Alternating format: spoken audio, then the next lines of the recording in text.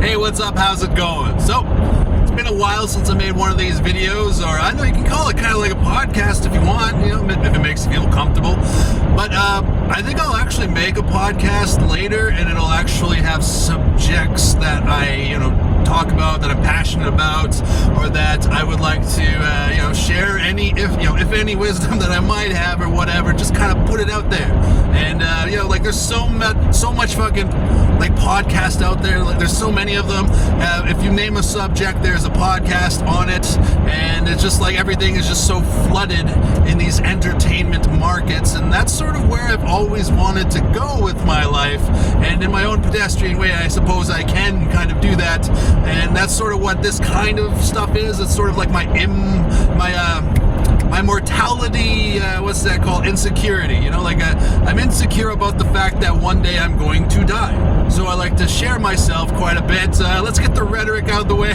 Like, first of all, this isn't really it's not me prepared on stage with a bunch of punchlines. So this isn't like stand-up comedy or anything, but it does help me with doing monologues and going up on stage and kind of stuff like that, which is why I like to practice that talking into the camera thing. And also, it's been a while since I made one of these videos, so let's see. I'll try not to talk about what I normally talk about, like baby mama's enemies. Actually, what I will say about the enemies thing is I'm pretty much ready to I'm letting it go, because I realize my enemies are all talk. I got threatened by that one guy because he said that I was threatening another guy, but I wasn't threatening the other guy. The other guy was, he was making fun of me in a malicious way, in a bad way. Like, you got bros, right, where you poke fun of each other like bros, like friends. But the way he was doing it, it was in a very disrespectful way, and it wasn't like a brotherly kind of way. And I said, hey, say that shit to my face. And then that other guy threatened me. He said he's going to beat the piss out of me, throw me around.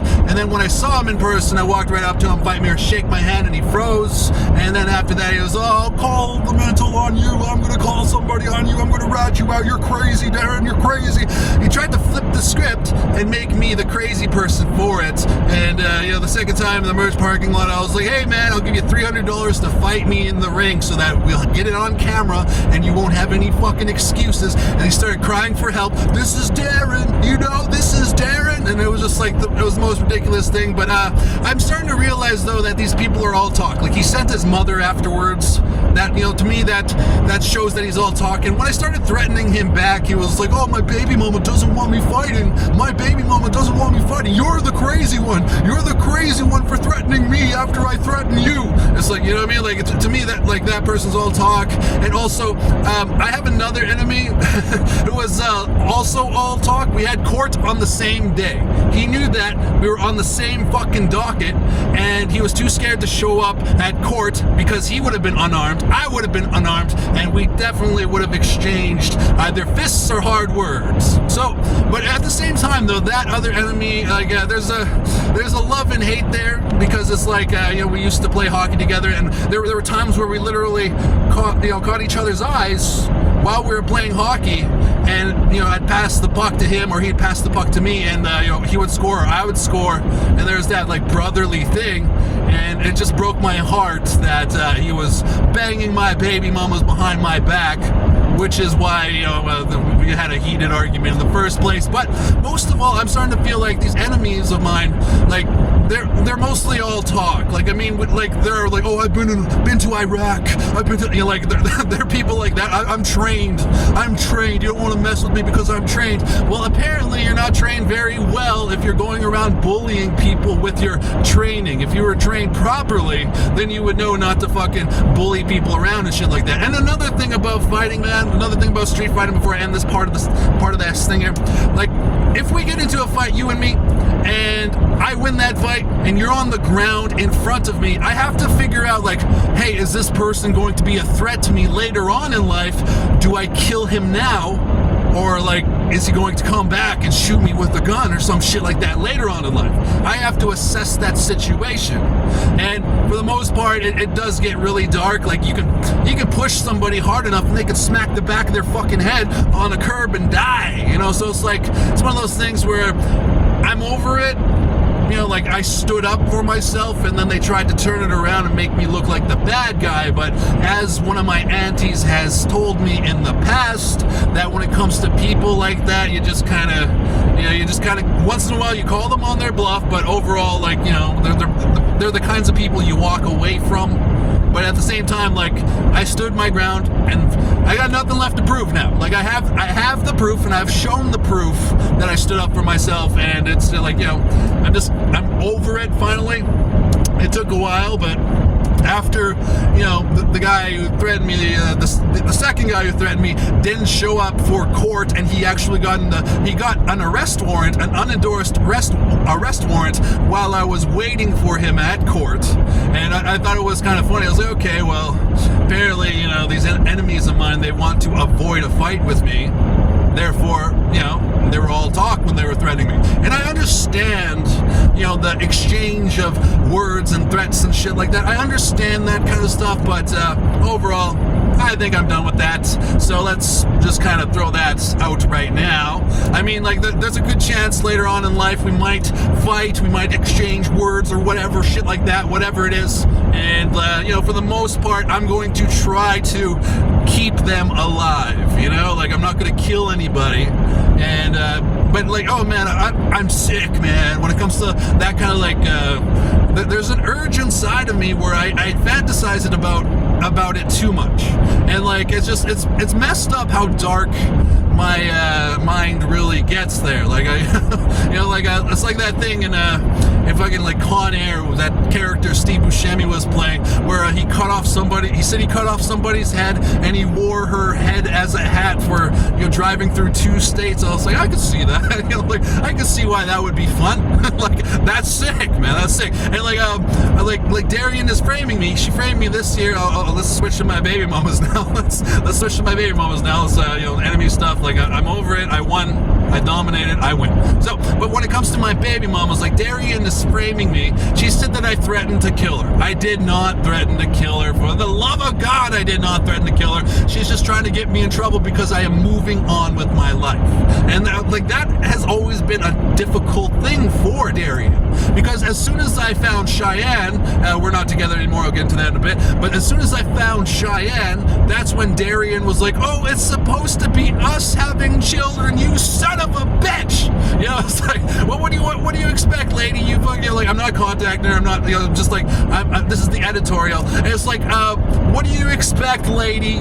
You fucking cheat on me when we were engaged, and like, that entire time, like, I was coming over and making love to her, like, every fucking night. We didn't use a rubber, nothing like that. We never ever used a rubber. So that means when she was cheating, my cum was still inside of her body, and then she would cheat, and then I would come visit her, and then that guy's cum was still inside of her body, and we were basically grinding on each other's cum, which grosses me the fuck out, and why chicks shouldn't cheat in the first fucking place. But what are you gonna do? What are you gonna do? Women sometimes cheat, men sometimes cheat. It is what it is, that's my cheating baby mama. I caught her cheating, and then she framed me. And this year, though, let's talk about this year. She reminded me about a psychological barrier that I have in regards to trying to chase my success. But I'll get into that just in a minute here. She framed me, and I was supposed to go to Metallica in Edmonton to go and see them with one of my buddies that I like to go to concerts with now. Like, we went to a couple concerts, or we saw each other at a couple concerts before, and we went to one concert specifically together kind of thing. And we were supposed to go to Metallica, and all of the money that I was saving up for Metallica, that went towards making it to court, because making it to court cost me upwards of $250 every time I had to go to court, and also the work day, the days that I have to miss work around making it to court and stuff like that. So, like, financially, she really held me back in that aspect, and I'll talk about the psychological barrier later, but that's a financial barrier. Like, that financial barrier kept me from going to see Metallica. But let's start at the baby mamas. Like, I love talking about my baby mamas. We'll talk about baby mamas before I talk about something like addiction or something, and my future love life, how I feel it'll go. Here we go. So Barbara, I love Barbara. She's a good mom. I wish she would co-parent. I'm I'm all paid off on child support. I'm all caught up on my child support. And as far as like courts and stuff like that goes, like she's trying to have this excuse about like some court thing a long time ago that I remember that bastard Kyle Fleming. He what you call it? He was like, oh, I actually went to court for my kids. It's like, so what, dude? Court doesn't get to decide how much love that I have for my child. The court doesn't like get to decide whether or not, you know, like I'm in his life or not, and that's up to me and his mom. The court has nothing to do with it. In fact, the court system was only brought in the last couple hundred years in regards to family law. When it comes to family law, the punishment system was only introduced into family law, you know, just almost quite recently. It's like, you know, for like hundreds of, you know, like thousands of years, people have, you know, millions of years, people have been parenting their children. And, you know, courts had nothing to do with it, and the courts have nothing to do with it. It's just whether or not if your baby mama is stubborn or if whatever, you know, stuff like that. So the courts have nothing to do with it. She has no excuse for why she can't co-parent with me. Like my general consensus, what I've come to is that like you know, emotional like chaos, you know, in between Barb and I. There's still like there's always going to be a vibe there. That's why you know, she has this indifference towards me, but at the same time, I honestly feel like we both love each other for giving each other that son that she asked me for after we had our miscarriage. She still asked me for a baby after we had our first baby miscarried, and Drayton's our rainbow baby. You know, like they say that, you know, the rainbow after the rain was the fucking miscarriage there, and now we have Drayton together. But you know, like we co-parented for a little bit. We co-parented after we broke up for a little bit, and then a few months later, she started dating a guy who was jealous of me, and wouldn't you know it, she wasn't able to be near me in order for me to pick up my son, in order for us to be civil like that. It just wasn't in the cards. And also, you know, I was still naive. Like before and during the relationship with Barbara, that's when I wasn't ready for a relationship. Now, what I mean by that is like I was really immature relationship-wise when it came to Barbara and I being together. However, I know that if she like just held on a bit longer, if she held on a bit longer, then we would have totally have been a family and stayed a family, and I would have matured with her, and we would have grown together like we originally planned.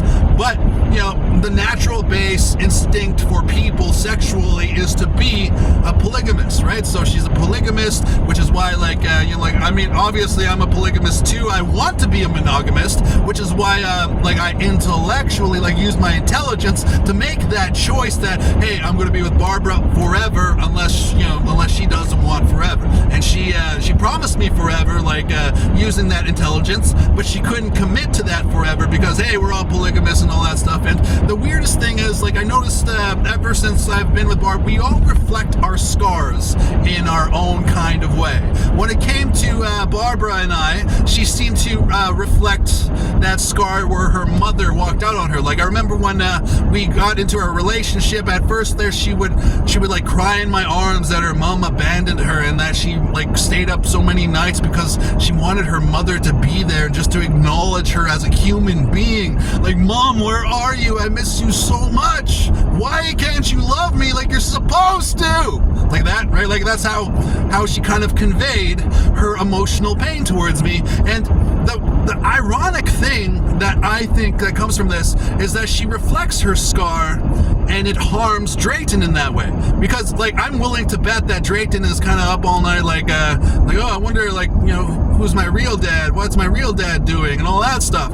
But, like, you know, with Barb, she was up all night, where's my mom? Where's my mom? And now she's keeping me out of my son's life to the point where, like, I know my son's like, where's my dad? Where's my dad? Like, why can't I hang out with my dad today? Where's my real dad? Mom, where's my real dad? You know, like, I honestly feel like she's passing that generational curse, that scar, onto our son, But overall, that speculation all comes from, like, I want to co-parent. I want to be civil with Barb. I would love to be friends with her, just the way, like, I'm friends with Roxanne. And that's pretty much what I like expressing about Barbara and I in regards to, Barbara. I will say some nice things about Barbara now. I chose her to be the mother of my child purposely when she asked me, and I made the right choice. She's a good mom overall, even though she keeps, like, her one flaw is that she can't co-parent.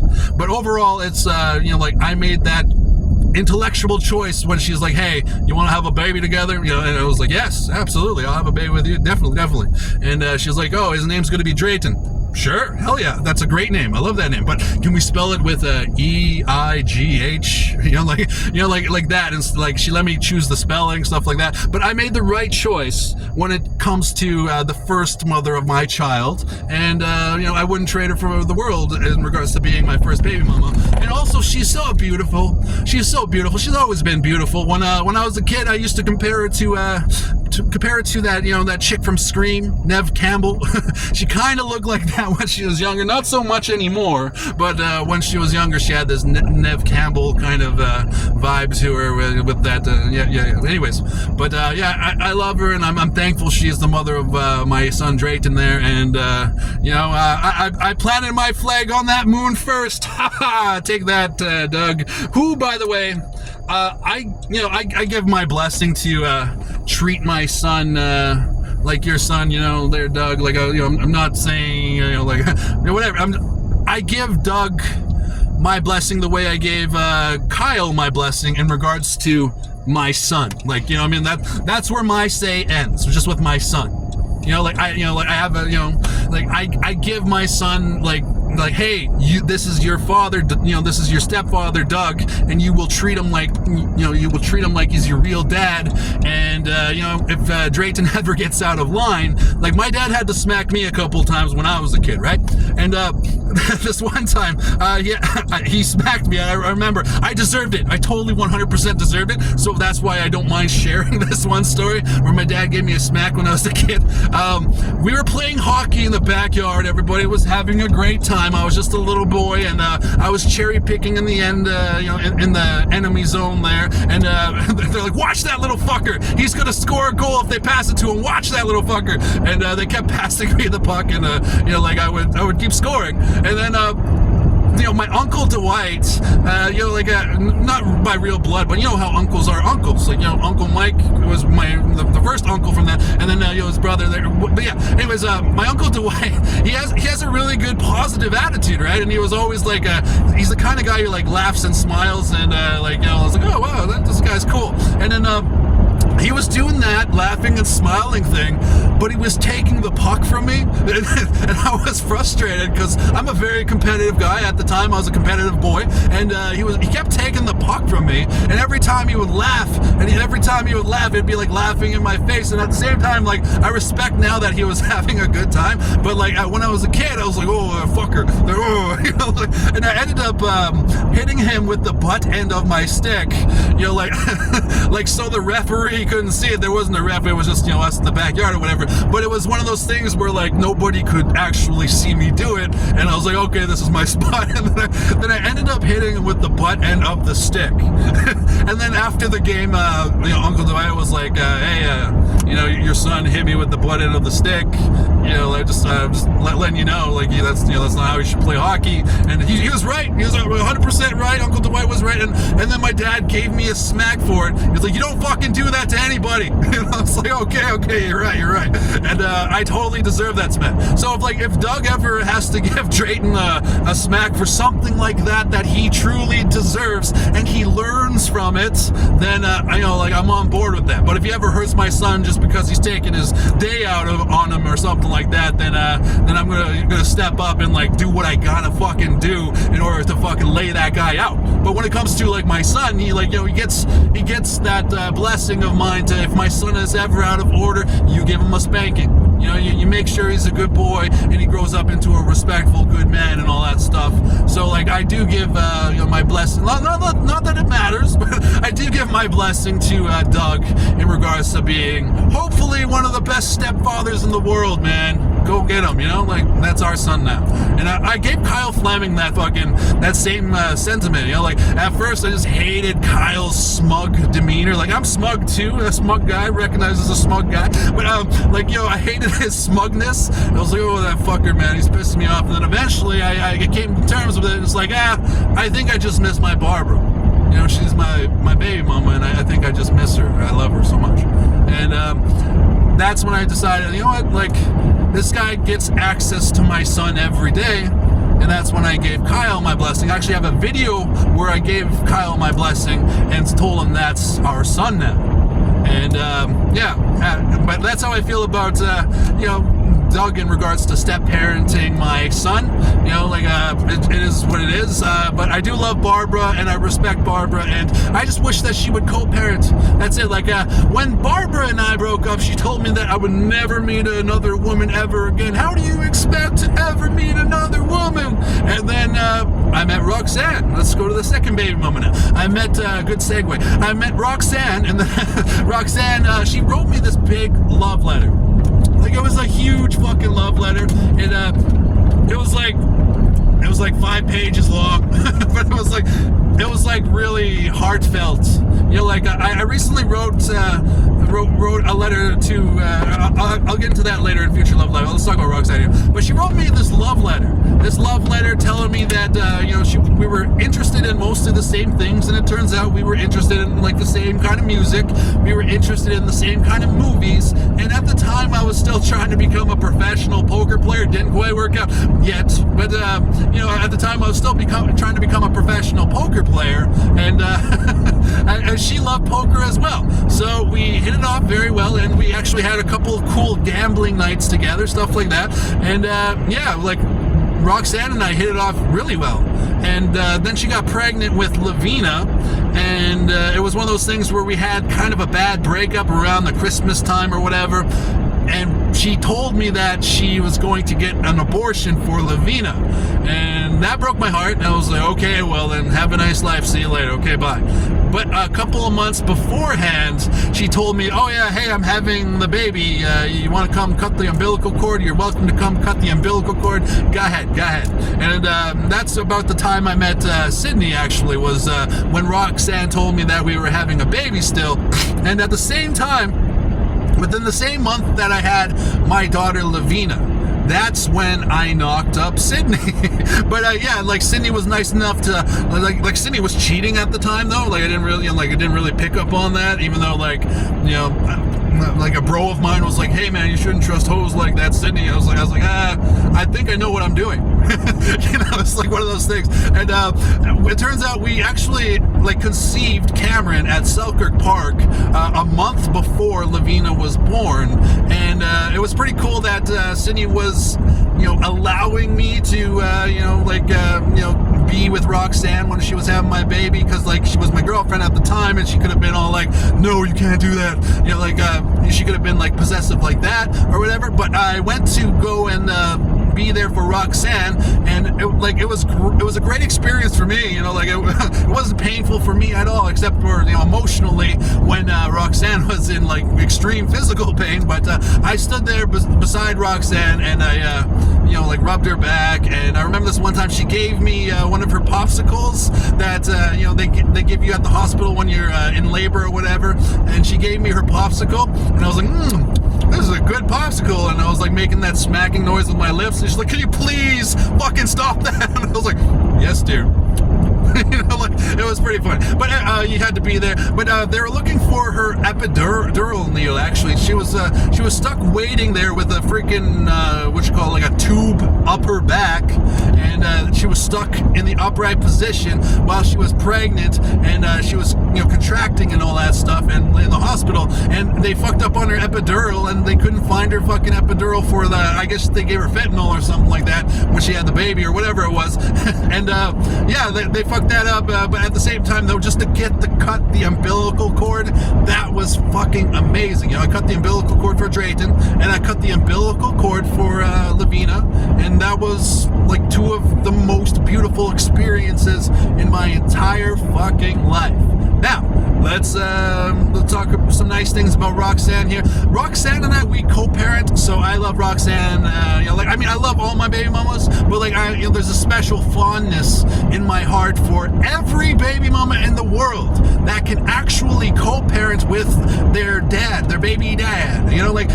For every baby mama out there in the world who can literally co-parent and do that, civilly as, in the best interest of our children, all that stuff, I salute you. Every baby mama that actually fucking co-parents, you're amazing. Never stop co-parenting, and just thank you so much on behalf of baby dads everywhere to every baby mom. 75% of the people that have, relationships, or they have a baby together, most of the time they're going to break up, or most of the time they come from a family that has broken up before in the past. My parents were never together, stuff like that, right? So I always wanted my family together, and it was always up to the baby mother whether or not we stayed together in the long run. Eventually, polygamy kind of seeps up to our lowest basic instinct, and it just kind of happens that way. Eventually they leave, like Stacy Keach says in Titus there. That's what women do. Women leave, and it's true. But anyways, let's talk about the nice things for Roxanne. She's a good co-parent. She's beautiful, and I love her for having our child together. And I'm so blessed, and I respect her so much for being a good co-parent. Love you, Roxanne. Thank you so much. And I give my daughter, actually, it's Friday now.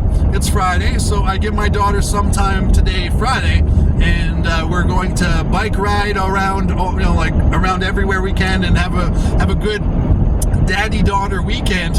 And we're going to cap it all off with a nice Thanksgiving dinner at Grandma's house, and that's because her mother co-parents. So, God bless that woman for co-parenting.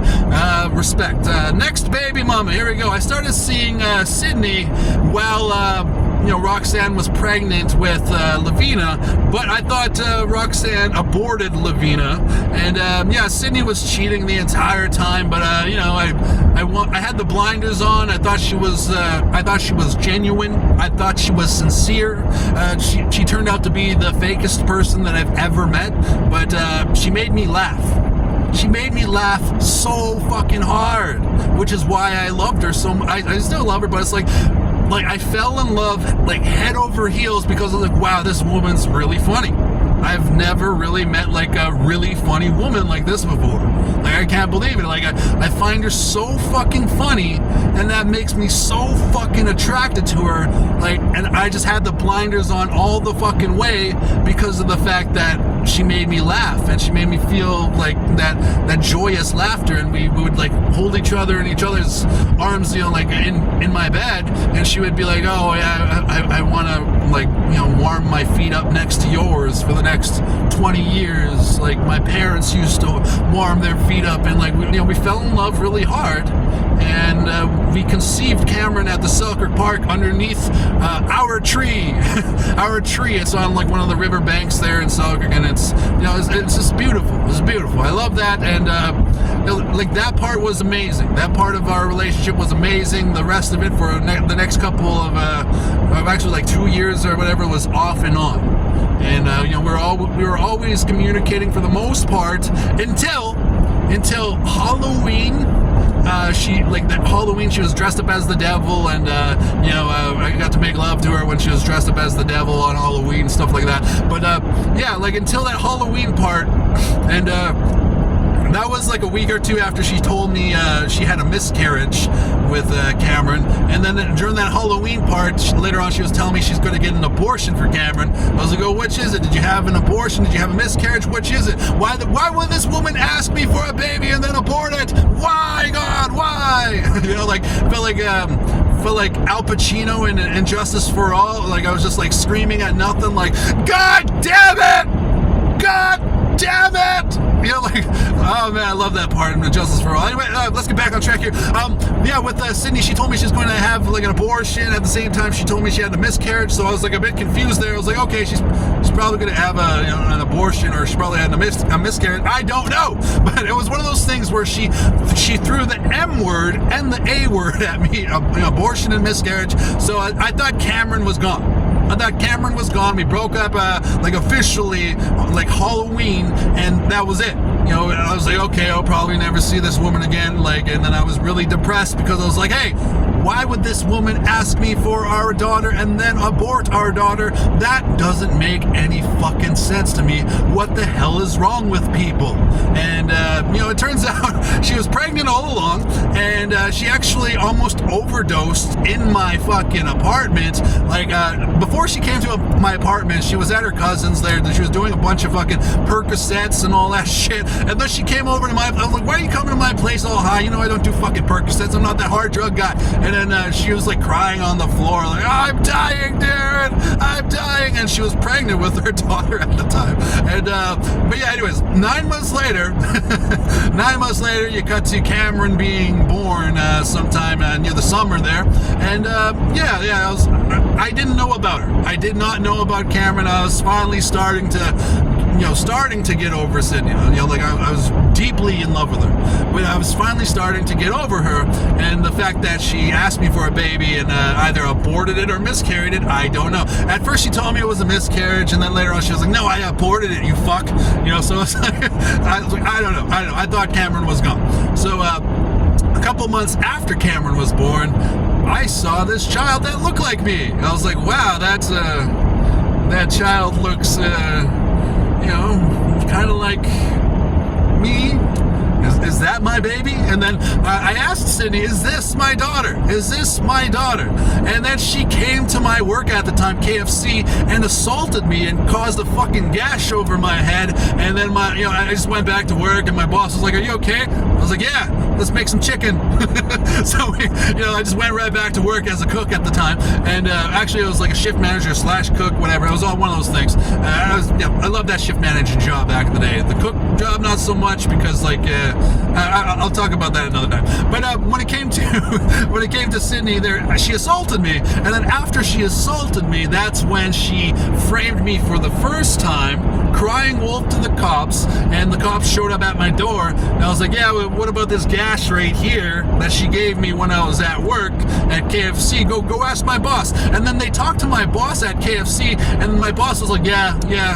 He was working, and this woman came in and assaulted him all the way to the back of KFC, and I didn't hurt her. I didn't hurt her. Like, I'm not gonna hurt the mother of my child. Like, my manager backed up my story, and the cops knew that Sydney literally fucking assaulted me, and she didn't get any shit for it whatsoever. It was one of those things. She was actually bragging about it, and she was actually like showing everybody that like all that shit. So it was really weird like that. But that's sort of how she's always been. And I know I'm kind of explaining this there because I've explained this a bunch of times before, but that's the first time she framed me. And then we got back together, and again, we were just fucking every day around the clock, and then we ended up breaking up for a short while, and then we got back together again, and this time she was at Tyro at her cousin's place, and we ended up making love on her bed and all that shit. It was just like, it was a good time again, and I was like, okay, great. And this time we had Cameron. This time we had a daughter together. So I was like, okay, well, this woman needs me to step up. I'm going to step up. And I did step up, and I gave her the family that she told me that she wanted, but I think she was just kind of doing that to kind of manipulate me, obviously. And it turns out she was cheating, and she told me, oh, I cheated with your friend, and then I was like, oh, you fucking motherfuckers. But after that, we broke up again, and then we got back together again. This time, she ended up framing me when we got back together, but for like the month before she framed me, we were together every day, making love every fucking day, and we never used a rubber in our entire relationship. So it's like when she was cheating, I was inside of her as well. So that part kind of messes me up a little bit here. But she ended up framing me because this one night she told me, my grandmother's cousin, or my cousin's grandmother is in the hospital, and she's probably going to die tonight. So I'm going to be there all night. So just don't bother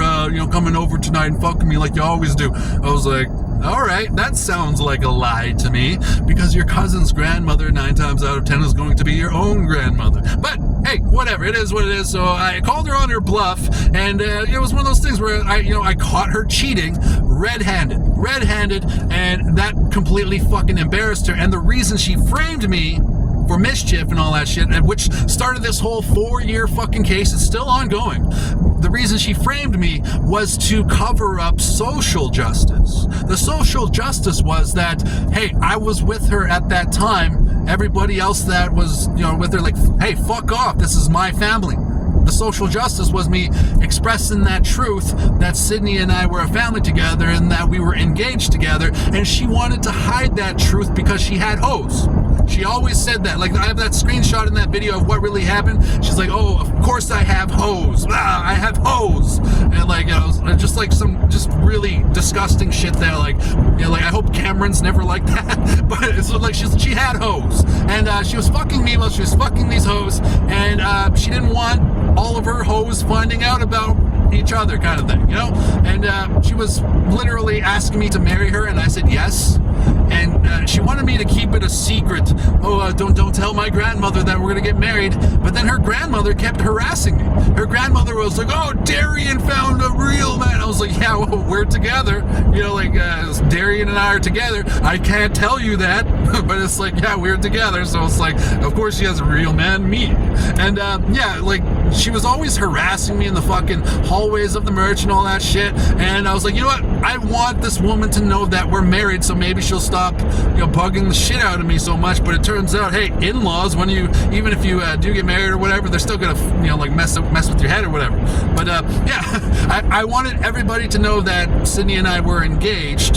So I was comfortable sharing that, and it's like, she was trying to cover up the fact that she was cheating with multiple guys, and she was getting her jollies off on me loving her so much and having the blinders on and not seeing that she was just using me, But it is what it is there. I've been talking about this for too long on this video anyway. I can go on forever about it, but we have this child together, and I let her psychologically hold me back for too long. For the last 4 years, ever since she framed me, and even actually when she told me she aborted Cameron, like that psychologically held me back for too long. And we'll get into the psychological thing in a minute here. But let's end on a high note with the Sydney part. Like, I fell in love with her because she was the funniest woman I ever met, and I rarely meet funny women.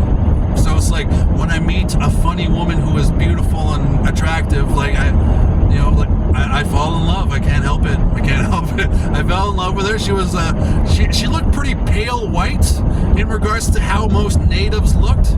So, or look. And, I love that about her as well, because, I love pale white skin against my brown skin. So I just like that. I like that. But it's one of those things like, okay. But that's what happened between us. Let's just leave this on a high note for Sydney, okay? Like, not for Sydney. I'm not contacting her directly or indirectly. I'm just sharing with you my feelings about, my world. And she rocked my world by framing me for the last 4 years. But I want to leave this part on a high note. Like with Roxanne and like with Barbara, I chose them to be my baby mama. Like, Roxanne asked me for a baby just like Barbara asked me for a baby. And Sydney asked me for a baby just like Barbara and Roxy asked me for a baby. So I said yes, and you know what? I made the right choice. Even though I'm going through a little bit of hell in regards to Sydney framing me and all that stuff, even though I'm going through a little bit of hell, a couple circles of hell or whatever, it comes in threes like Dante's Inferno, but it's like, even though I'm going through a little bit of hell with my, some of my 3 baby mama drama, like the way Barb is beautiful, and the way Roxanne is beautiful, and the way Sydney is Sydney is beautiful. And I made the right choice when she asked me for a baby. I made that right choice, and I'm glad that I made that right choice, and that we have our children together. And that will never leave me. In regards to Barbara, Roxy, Darian, I will love them forever. And it will never go away, because that is the mother of my child. And whenever I see my children's eyes, I'm like, that looks like their mother. Or they look like their mother. That's not weird. But they look like their mother. They're beautiful like their mother. Like that song Guardians I wrote. Like, you look just like your mother. And then I scream, beautiful!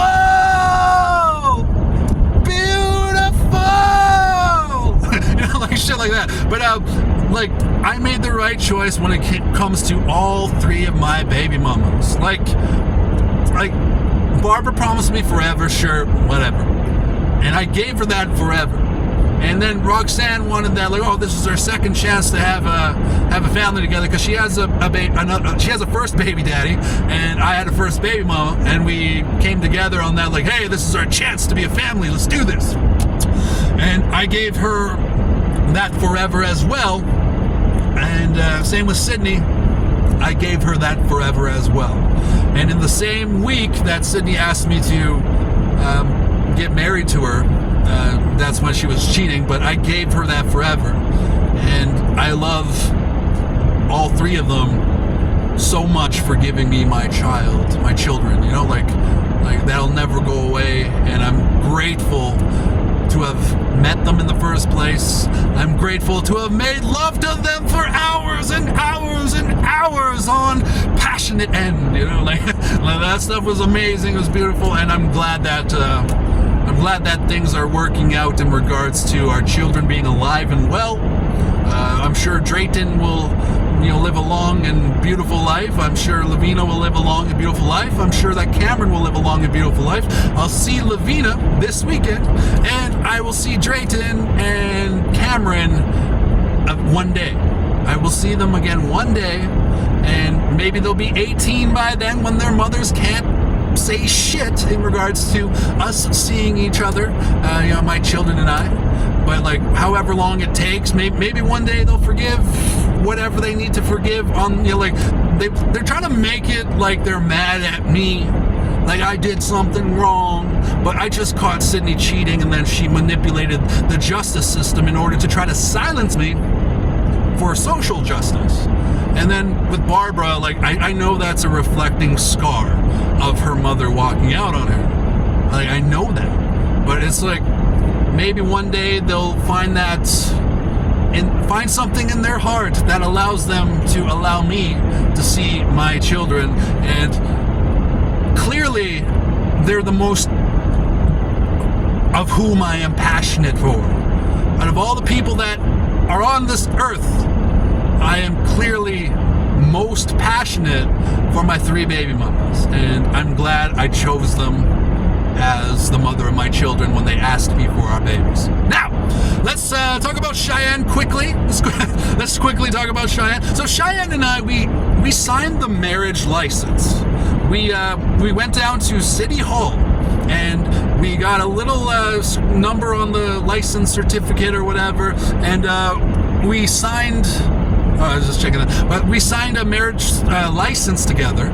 But we didn't go through with the ceremony, and we didn't go through with signing the certificate because she called my Cameron retard.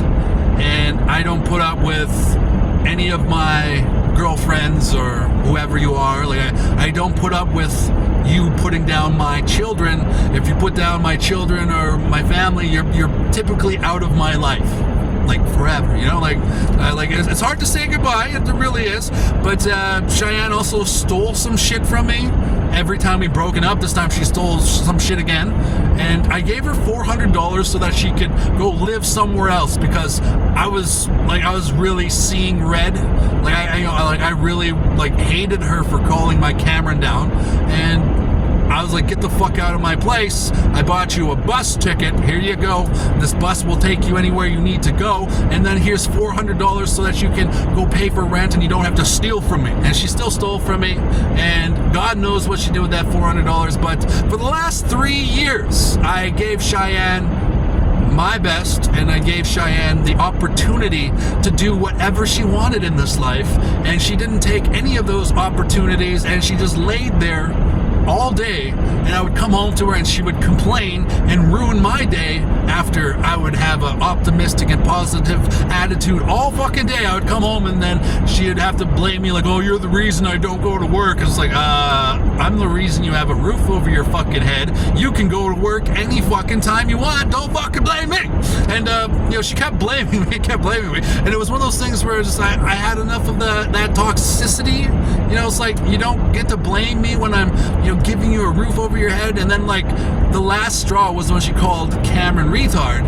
And after we broke up, after she called Cameron retard, we're staying broken up because she stole shit from me. If it weren't for the fact that she stole shit from me, I would have naively taken her back by now. But that was it for 3 years of my life. I dedicated myself to the wrong woman again, and I've been ready for a relationship ever since after Barbara and I had our splitting. Like, after Barbara, that's when I did soul searching. That's when I read as many books as I could. I went to the library every fucking day and read a new fucking book about how to deal with the stresses of life and law of attraction, and like things like Kevin O'Leary, The Cold Hard Truth, and basically that whole Dragon's Den kind of gang financial success, as well as positive outlooks on life that help you achieve financial success, all that stuff. And The Secret, The Secret, and the Jack Canfield kind of like fucking soup for the soul kind of shit, The Key to Living the Law of Attraction, that kind of stuff. I read so many of those fucking books, and I finally achieved an outlook on my life that suits where I want to be in life in regards to my relationships and shit like that. So I learned how to be in a relationship after Barbara. After Barbara was like, oh, I always want our family together. After that, and then she threw our family away. That's when I learned how to be in a relationship. Too little, too late. But it's ironic that Roxanne wasn't really ready for that forever relationship with me, and then Sydney wasn't ready for a forever relationship. That's for goddamn sure. She's a polygamist who's like, I have hoes. Of course I have hoes. You feed me some fucking cocaine, I'll suck your dick, man. I don't know. It's like, that's how it felt to me. That's how I felt. That's a very distasteful. That's portrayal of all too real. But anyways, I was ready for a relationship with Sydney, and I was 100% ready for a relationship with Cheyenne. And you can't save somebody who doesn't want to save themselves. For the last 3 years, we were off and on, Cheyenne and I. We got engaged, and we didn't make it to the wedding because the last straw was that she called Cameron down.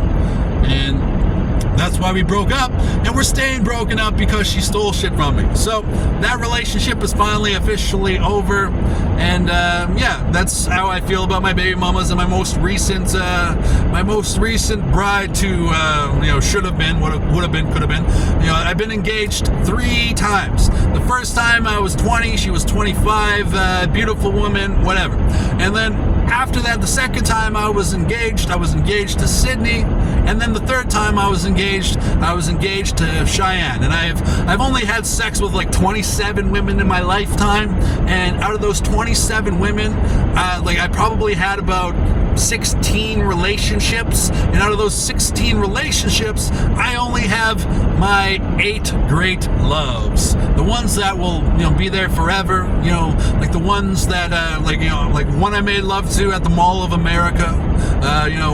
One was the smartest woman I ever met, one was a party girl, and one was my high school sweetheart, and then 3 are my baby mamas, and then Cheyenne, runner up.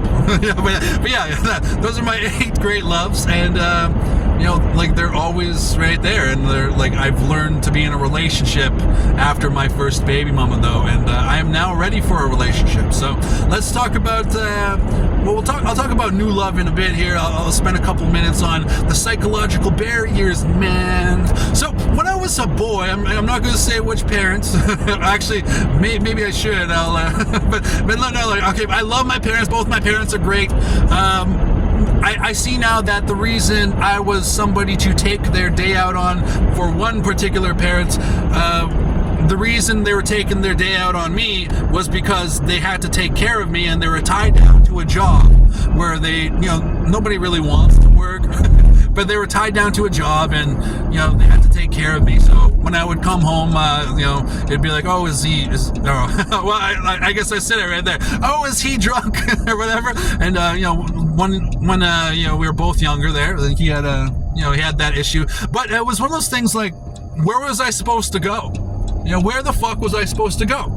So, like, when I would come home, and then, so-and-so would be like, you're nothing, Darren. You're never gonna be anything, Darren. I can end your life right now, Darren. And then, like, we had our fights or whatever it is. It is what it is. But it's like, I would come home to that way too often, and like I love him for the upbringing, and I'm thankful for the way he was a good dad overall.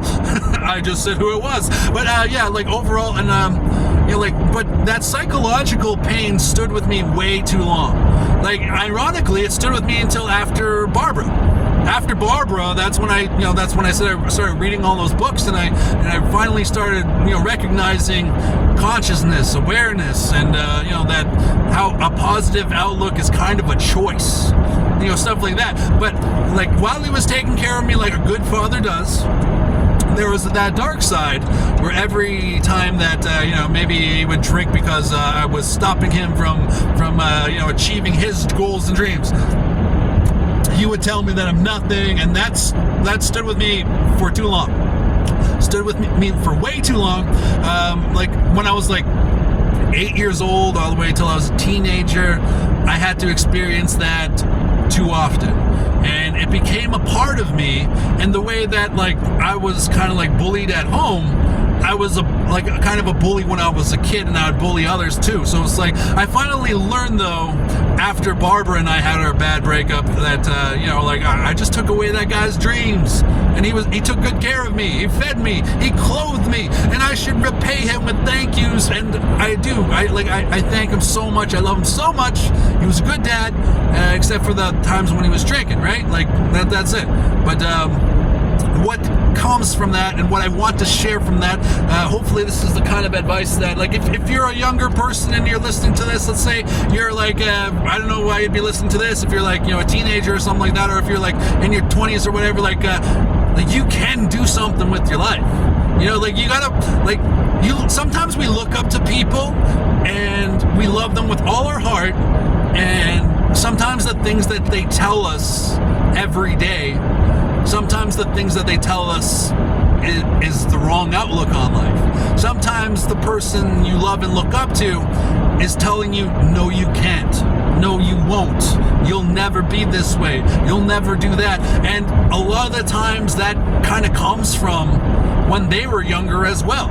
When they were younger as well, somebody was telling them that they couldn't, somebody was telling them they can't, and just it gets exacerbated by drinking maybe too much or whatever, which is why I don't really drink. I'll drink a shot here and there in regards to, like, I'll get off work, I won't have to work for like a day or whatever, and I'll just like have a drink or whatever. But like, I don't normally drink, and I recognized a long time ago to not have that kind of a problem in my life. Like, that one I learned with that hands-on experience of that. But back to the psychological barrier, like, I let that hold me back in my life so much that I didn't take my shot when I was a teenager. I didn't take my shot in my 20s because I was still remedying how I was treated and how I see the world because of the way I was treated by somebody I look up to. So like, it took me a long time to recognize this, and I'm telling everybody this now. If you're younger than me,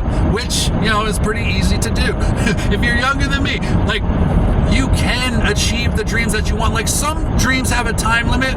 Like, if you're not a professional NHL hockey player by the time you're like 21 or something like that, then odds are you're probably not going to be a professional NHL hockey player. Same things go with like NFL. You're probably not going to be a professional football player because all that stuff, whatever. And like, odds are for me, if I join the UFC or something, the odds of me becoming heavyweight world champion of the world, odds are shit like that isn't going to happen. You can still kind of achieve that kind of that pseudo success in regards to you can join a beer league and you can score some goals with some buddies there and be like, that was a good goal, Jim, great defense there, Barry, stuff like that. You can totally join the beer league and shit like that and have some fun with it.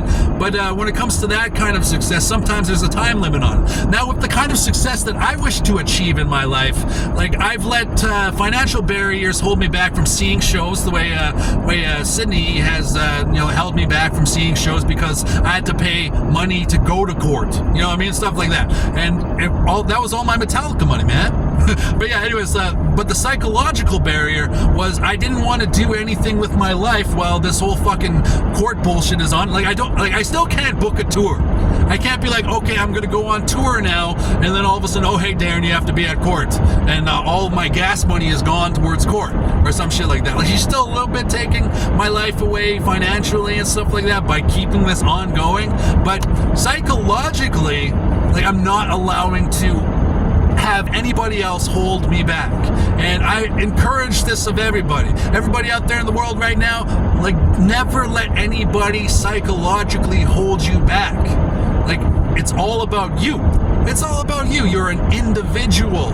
You get to choose today if you go out there and you work for your own apartment or whatever it is. You work for your apartment, you set up a way where you're working, taking care of yourself.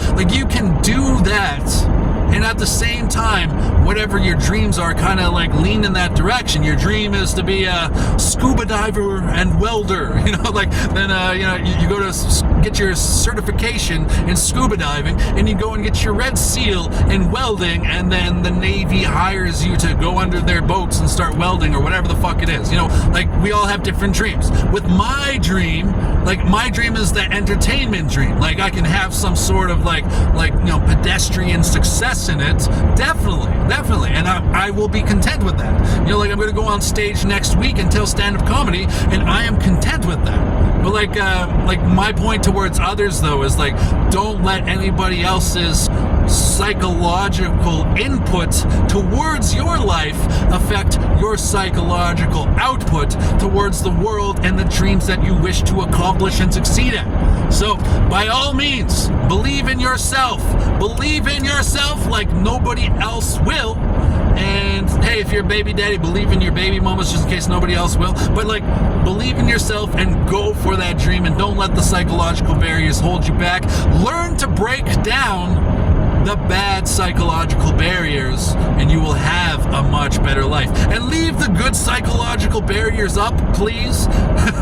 The good psychological barriers are keeping me from being a serial killer, for example, or the good psychological barriers are keeping me from robbing a bank or something like that. The good psychological barriers are there from a good upbringing, and I'm not gonna go around and steal somebody's shit because that's a good psychological barrier to have. You keep the good psychological barriers up and you remove the bad psychological barriers. Usually the bad psychological barriers are kind of put there by the way others we look up to kind of treat us in one way or another. So I guess my message for the psychological part is to learn to be yourself. If yourself is that you believe that you can, then why would you let somebody who tells you that you can't change you from being yourself? But yeah, that's the psychological barriers that I wanted to talk about. If I have enough time before the camera cuts out, the camera will cut off at any moment now. But if I have enough time here, let's talk about future love. So I wrote this one woman a love letter. It was a really long and just really over the limit fucking kind of love letter. I wrote her this love letter and I told her she's the most beautiful woman in the world, which is true. That's true. When I was with Barbara was the most beautiful woman in the world. When I was with Roxanne was the most beautiful woman in the world. When I was with Sydney was the most beautiful woman in the world. When I was with Cheyenne was the most beautiful woman in the world. And this new woman that I'm trying to be with, who I don't know anything about her other than the fact that I find her beautiful. But yeah, I wrote this big crazy letter telling her like how much I think she's beautiful and I love her pale blue eyes and her pale white skin, and it's like, you know, like if you wanted to come into my life and fuck it up, you can come into my life and fuck up my life anytime you want, baby. You know, I mean, I love you for your looks. Basically what I told her, and I guess it didn't go over as well as I thought. I mean, we're probably never going to you know, ever go forward. That's my guess, you know, like, but it's one of those things where I had to put my balls out there, you know, like here they are, you know, like, like I had to do it, I had to try it, and that didn't work out. It came on too strong, and one thing about my future love life that I'm learning from the past is that Barbara came to me, you know, Roxanne came to me, Sydney came to me, Cheyenne came to me. So, like, even though I was trying to bring myself to this new woman, typically, as I've learned from my past, when a woman wants me, a woman will come to me and tell me that she wants me. Now, sometimes she might not have my best interest at heart, like Sydney was just manipulating me and cheating on me and using me. And sometimes, you know, it is what it is. But like, I'm hoping that eventually the right woman comes to me. Come to Butthead. Like, I hope that she comes to me and that we, you know, like we hit it off and we have a beautiful relationship, and like what I am looking for from a, you know, a spouse, partner, spouse, whatever. You know, what I'm looking for from a sexual partner, you know, partner, as I am looking for a woman that, you know, has a job at least, or if she doesn't have a job, then I hope she, you know, if she stays at home, I hope she paints or something at home, or that she writes novels or something, you know, something attractive and sexy. You know what I mean? Like, if you're not going to work and we're in a relationship together, then it's like, shouldn't you be, like, you know, in university? Shouldn't you be, you know, painting or something every day? Shouldn't you be writing the next great American novel, even though you're Canadian? Like, you know, like, do something with your life, please. And I'm just hoping for that for the next relationship, because, like, you know, like, when I was with Cheyenne and when I was Sydney, like, they weren't doing shit with their lives. They were just, you know, manipulating me is how it felt. But yeah, like, when it comes to the future love, though, let's talk about the future love. When it comes to future love, you know, like, I hope that she either works or, like I said, she does, you know, something cool at home like that. And I hope she's, everybody hopes that they're with the most beautiful woman in the world. Like, you know, a part of me hopes she's the most beautiful woman in the world, and then another part of me hopes that that, you know, that she's beautiful to me, and you know, like, everybody else leaves her alone, leave my girlfriend alone. You know, like, I hope for that one-on-one relationship. And I'll be really like insane here when I say this. I like when I'm in a relationship with a woman and she is insanely batshit crazy in love with me, and that I get to have some sort of like almost power over her life. Like, I'm being honest, hear me out here. It comes to, at the end here, there's a pot of gold, don't worry about it. Like, I like being able to, like, go to work and then I come home and then she's so insanely batshit in love with me that we can have the kind of intimacy that is like, you know, I mean, like, that is just so extreme, and like, just like, you know, like, just around the clock, like, you know, me and you on my day off, every hour we're just giving her, you know, like, just like that, like, really strong, romantic and intimate, and you know, that whole thing, you know, like, just a really strong sex life for, like, a submissive kind of woman, you know, like I like when I date a submissive kind of woman, because I'm, you know, I'm alpha, I'm dominant, whatever it is, what it is. But it's like, it's one of those things where, like, how can I say it? Like, women are 50-50. They are 50-50. Kamala Harris is probably going to become president. So one day I'm going to be able to say to my daughters, hey, Kamala Harris became president.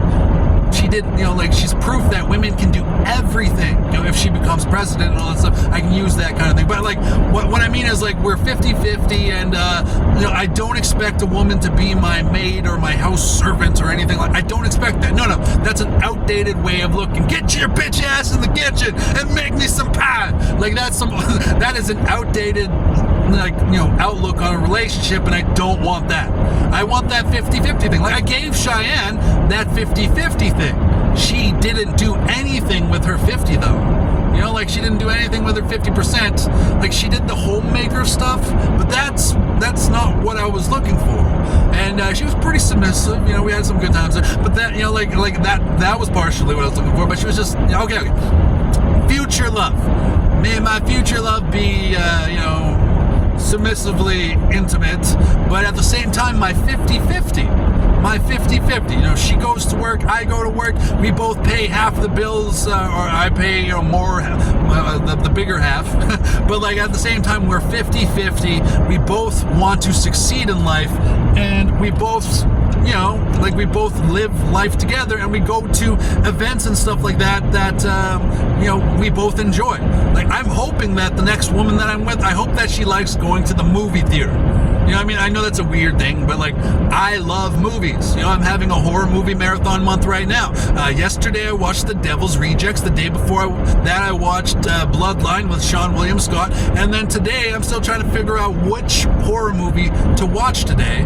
And but I'm having a horror movie marathon month, and actually I might even go see Saturday Night in the theaters right now, because it's I was just checking my speed there, but it's just like, I want to go see that in theaters. I love going to the theaters, so I kind of hope that I fall in love with a movie goer.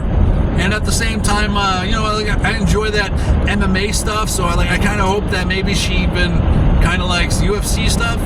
And at the same time, I'm a gambler, so I hope that we save up and we go on gambling trips together, and I'm a traveler. I love traveling. I hope that we save up and we go on adventures together the way I have in the past. Like, I've taken a woman bungee jumping to Edmonton, and we've chipped in 50-50. That was beautiful. That's one of my top 8 great crazy loves, and we went bungee jumping and stuff like that. I hope that I can do stuff like that, but like brand new. Obviously we're not going to repeat what I did in old relationships, but like I hope that we get to do adventurous stuff. Like I've never been to, say, Toronto.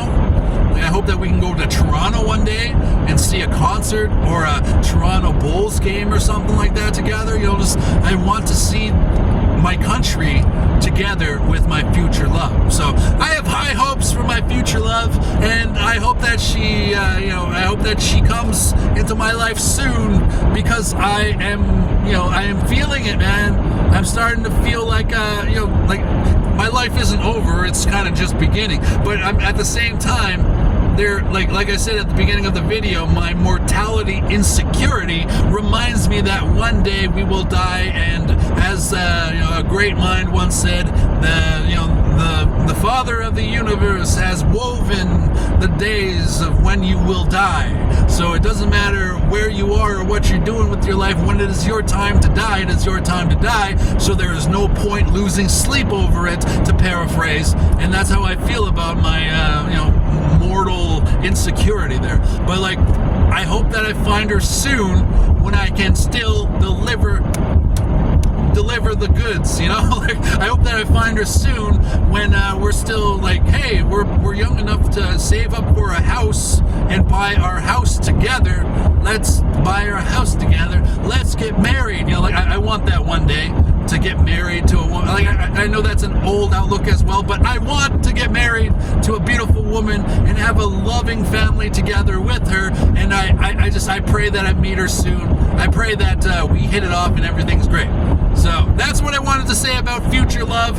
Let's do a quick recap, if I can remember correctly. What did I start off with there? Let's see. I love my baby mamas. My baby mamas are great. I'm glad I chose them, and I'm glad they chose me as their baby dad. And what else there? Oh, my enemies there. They're all talk. They're not even worth worrying about. And it was one of those things where I stood up to them and I made them my bitches. So it's my enemies ain't shit. Now, as after that, what the fuck else did I talk about there? I talked about psychology, those psychological barriers. Don't let psychological barriers hold you back from success. success, hold you back from, achieving something with your life. And then I talked about future love. I will meet my new future love.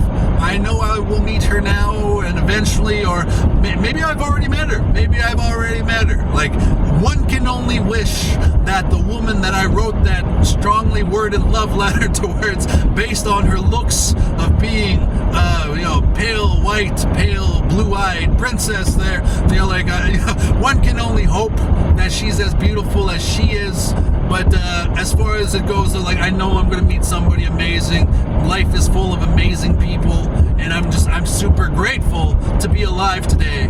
And anybody out there who is, if you're feeling down or whatever, you get to control your thoughts. You get to control your thoughts. Typically, what makes people feel down is the desire for something. Remove the desire for something. Oh, I'm so lonely. I want to, I want to fuck a woman, and I want to feel her against my skin right now. I'm so lonely. The desire for that is making you suffer. So just with that desire, just let it go. Let those desires go, and start choosing the thoughts that you can control in regards to steering your life. Your life is a schooner, and you get to choose which direction that schooner goes towards. And your thoughts are predominantly the steering wheel. You get to choose whether you're going into the storm, or whether you're going into the beautiful sunrise or sunset, where it's all peaceful and the birds are singing praises around you and all that shit. So choose wisely your thoughts, and we are who we choose to be.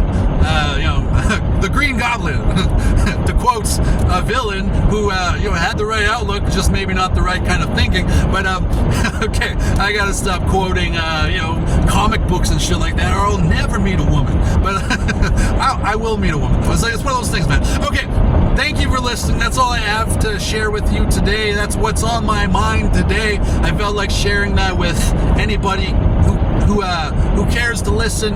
Thank you for listening. If you stuck with this whole video, you're crazy, man. Why would you listen to me for that long? But I appreciate it. I really do. I appreciate it. I will have an actual podcast where I share some actual good thoughts. I'm going to start doing the Couch Coach. The Couch Coach is actually where I share things about sporting events that I care about. And and also I'm thinking about doing a podcast called Truth or Daring, where it's I bring on guests. I was hoping to bring on one of my old teachers and just kind of share life advice with him on that kind of podcast, stuff like that. So it's I have directions I want to go. Now it's about fulfilling those directions, making those thoughts turn into actions, turning into progress, as well as results. So anyways, thank you for listening. That right there is what's on my mind today. Happy Friday, October 11th, everybody. Cheers, love, respect.